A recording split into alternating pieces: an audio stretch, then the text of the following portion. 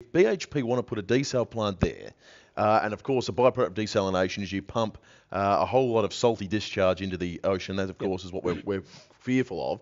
Well, what can be done? Well, I think the option that most people who don't like the Point Lowly proposition are putting forward is to build one over at, say, Elliston. Now, obviously, the cost of transferring the water to Roxby would be increased by that, but it is an option. You know, it's not as if there is no option. Yeah. But you know, you would only take that if there is risk with building it at Point Lowly, and that's where the argument comes in. Obviously, the EIS has been looked at a lot closer by people like Greg Palmer than by us, but everyone's going through that detail. Let's go to Greg Palmer now from the West Coast Prawn and Fishermen Association. Good afternoon to you, Greg. Yeah, good afternoon, Will. How are you? Quite well, thank you. Greg, clearly a big issue. What's the feeling on the ground in and around Whyalla and Point Lowly with regard to the desal plant now? Yeah, well, we've been fishermen up there for now over 40 years now, since our prawn fishery started back in the late 60s. And as you probably might be aware, we've done our own independent studies of the tidal movement up there because, first and foremost, because we've been there for so long and custodians of that environment, we know that the water up there doesn't move around like some of the BHP models are showing, and that's what's making us be very concerned about what they're telling us. Yeah, well, no doubt the prawn fishermen probably know that Gulf better than anyone, you know, than the other industries as well.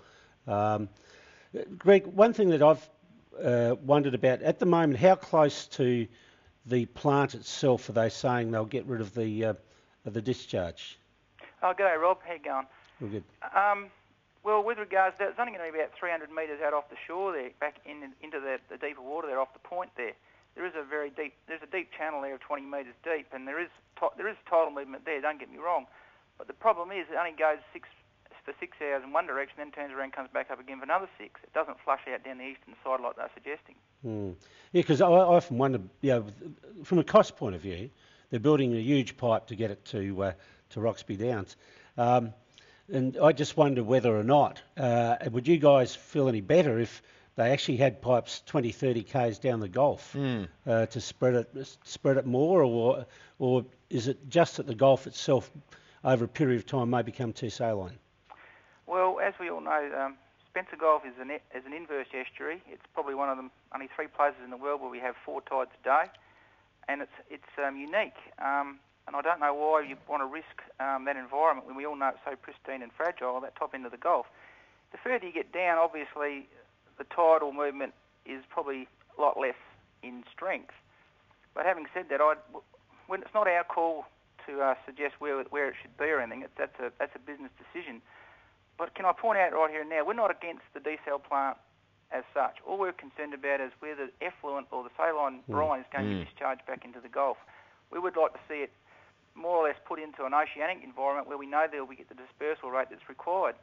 And in the long term, no one can tell, no matter how good a model is, no one can tell what the long-term effect's going to be on the environment with that saline going back into a fragile environment. And can I say, what concerns me more is as the demand for water increases over time, especially for mining and probably population growth as well, why not put the desal plant, if at all possible, in a central area where you can expand upon it without concerning or worrying about the environment in the future?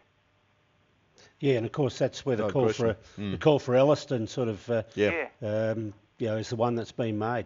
You've got some pretty high-profile people on board supporting you, Greg.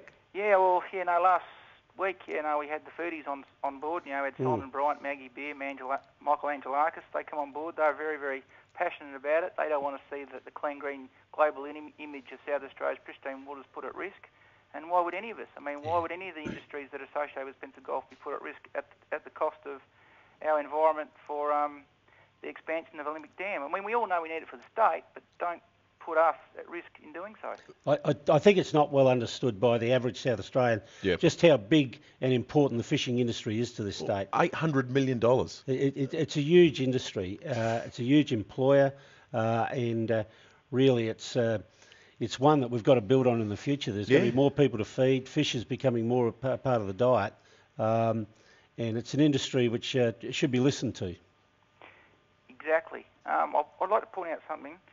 All of the fishing sectors in South Australia, under their management plans, all run on a precautionary principle. And that really means that if you're not sure about doing something, you don't do it. Yeah. So all we ask is that BHP be put under that same principle, same as us and same as everybody else who lives and works in the environment. Yeah. How's the industry going? Prices all right? No, we had a really good catch just recently, Rob, and things are looking really good. As you would know from your past experience, our fishery has been renowned for being one of the best managed fisheries in the world. Yep. It's got the accolades for the United Nations as well as the Australian Conservation Foundation, and it's been running very well for many years, and we pride ourselves with that. We want to maintain that for future generations. Cool. Well, Greg, thank you very much for that. Great, he did have a good catch. Let's hope you get a good result on this issue, and common sense does prevail. Thanks for your time, Greg. Just before you go, Will, can I just mention that you can all get on Facebook to give us your support, and in conjunction there are petitions getting around and they're being widely circulated, so if you find that you are concerned about this like we are, please get on Facebook online or find a petition, or just call us. You'll find us on Facebook anyway, and we'll be glad for your support. So thank you very much for your time. Thanks, Rob, and thanks, Will. Not a problem, Greg. Thank you for your time. Well, there's a good idea too. I tell you what, while you're watching us Rural Life TV, you can, if you are concerned and you're moved by what Greg had to say, open up another window. Don't close us. Log into your Facebook and you can sign up and add yourself to a weight of numbers on this issue. Greg Palmer there, the West Coast Prawn and Fishermen Association.